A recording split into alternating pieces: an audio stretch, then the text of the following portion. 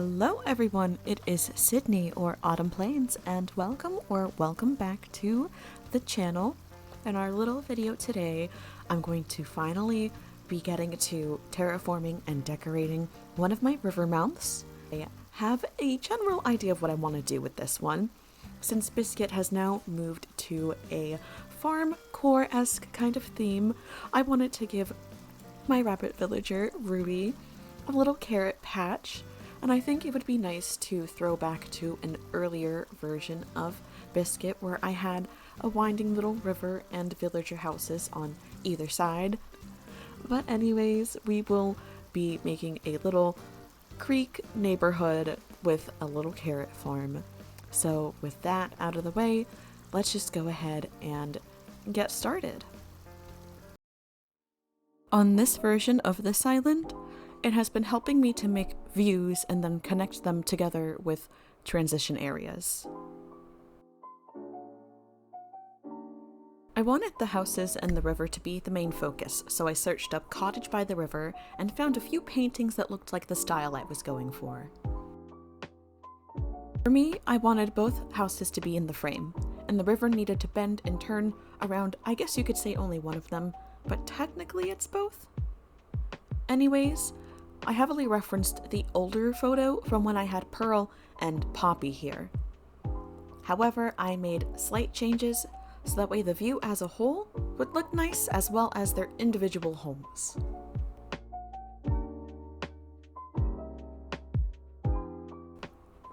The last thing I'll say concerning this river is that, like I always do, I'm opening the camera app where I plan on taking pictures just to see how the whole composition looks all together, and if I need to change anything, from there is where I would change it.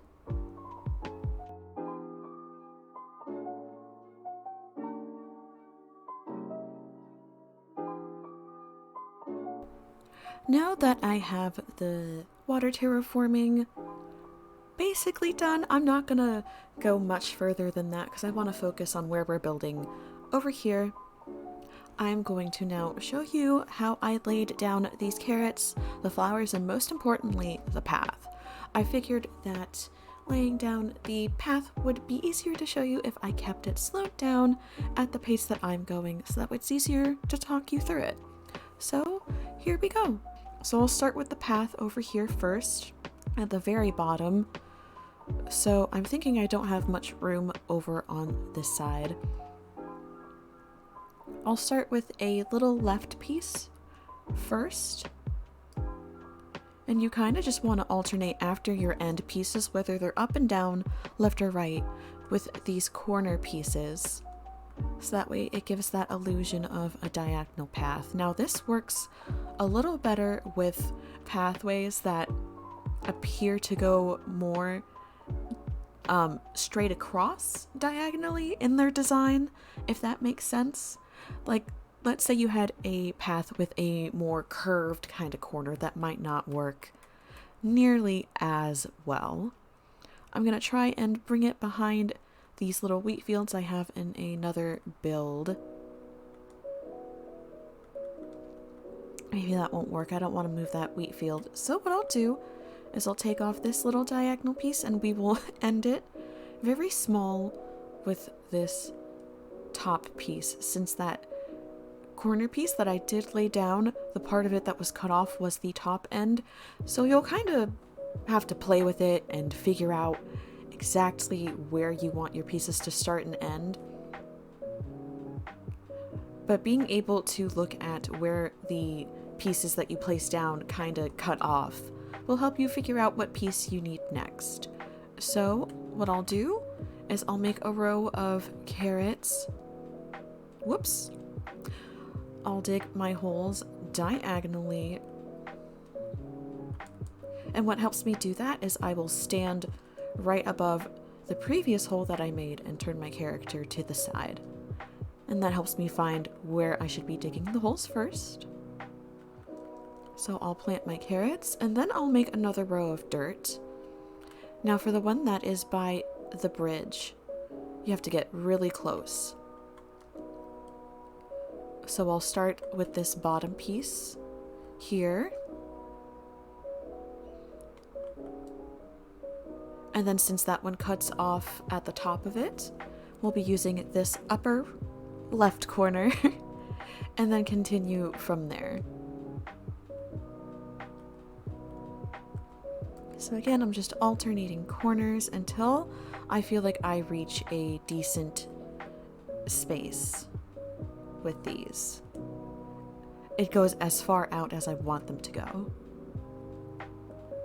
I say one more diagonal piece. We'll do the top left corner, and then you'll see how the right side of this square specifically is cut off. So for me, that tells me to use this right end piece here. It should place. I'm probably just standing in the wrong spot. There we go.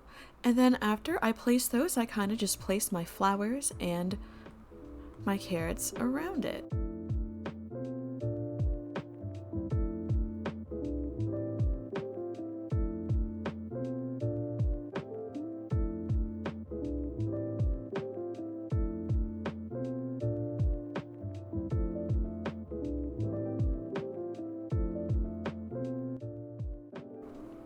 This is what we have so far.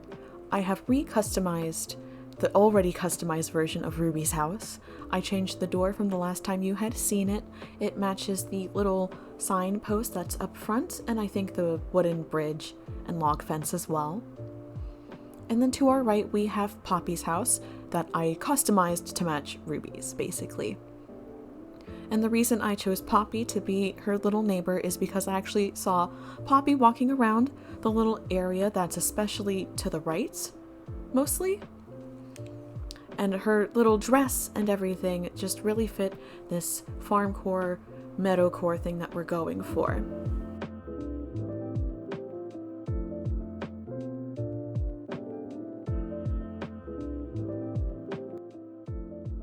Now I'm just placing some silos and some windmills to really add to that farm aspect. Then I'm adding some farmcore items and some trees to really add depth and dimension to this. Now I am laying down my paths. Off camera, I did figure out where I wanted to put some of the important items, so it might help to do that before putting down all of your paths at once. I found these grassy stones and I wanted so badly to incorporate them without taking the focus off of the river and houses.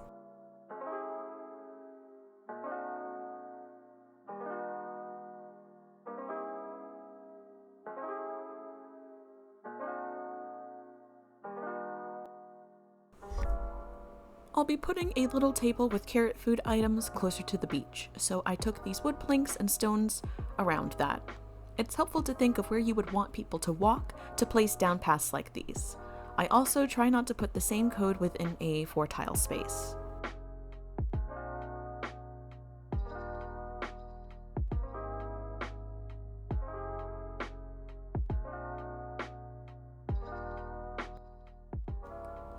Here, I knew I wanted to give Poppy a place to sit and read. I reached the decision that the bread slice and blanket convey the image in my head best of her having a little snack while reading outside. Then I put paths leading up to the house. I decided to add this ledge here because I felt it gave a little bit more depth and dimension and kept me from leaving the space empty.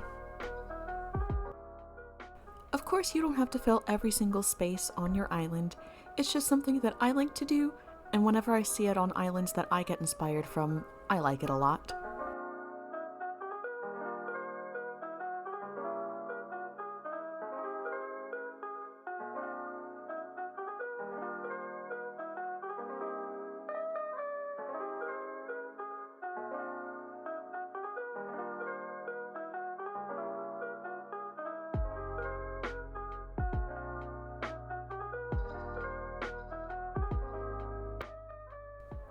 It was really hard to come up with something to put in the space close to the beach, so I just went with a sitting area for our villagers to enjoy some carrot-based food.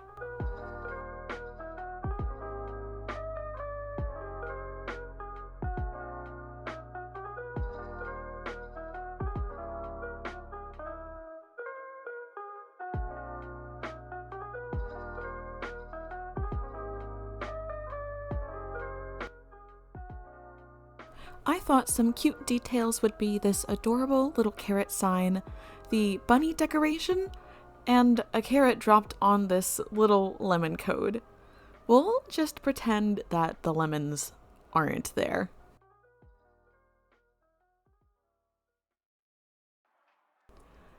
After placing flowers and autumn weeds off camera, I went into my storage and started grabbing a bunch of wheat fields. I know most of these won't be seen from the front of the bridge, but I like that you can see them as you're walking around. To me, it makes the build feel a little more real.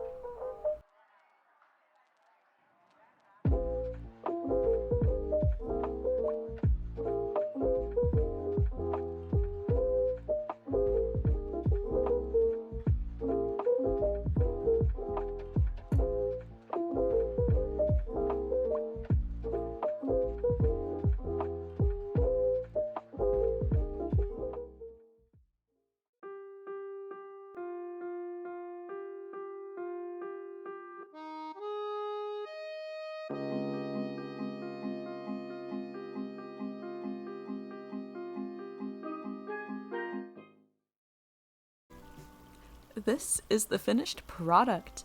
I have to say, it turned out pretty well. It might be one of my favorite builds so far, especially considering that it's a river exit. Those are some of the hardest things to get ideas for, so I hope that maybe this helped inspire you. I know it's been a long time since my last speed build, so I hope you all enjoyed this one. If you did, please like, comment, and subscribe to the channel, and make sure to hit the bell so you get notified whenever there's another video. Thank you all so much for hanging out with me today, and I will see you again very soon. Bye!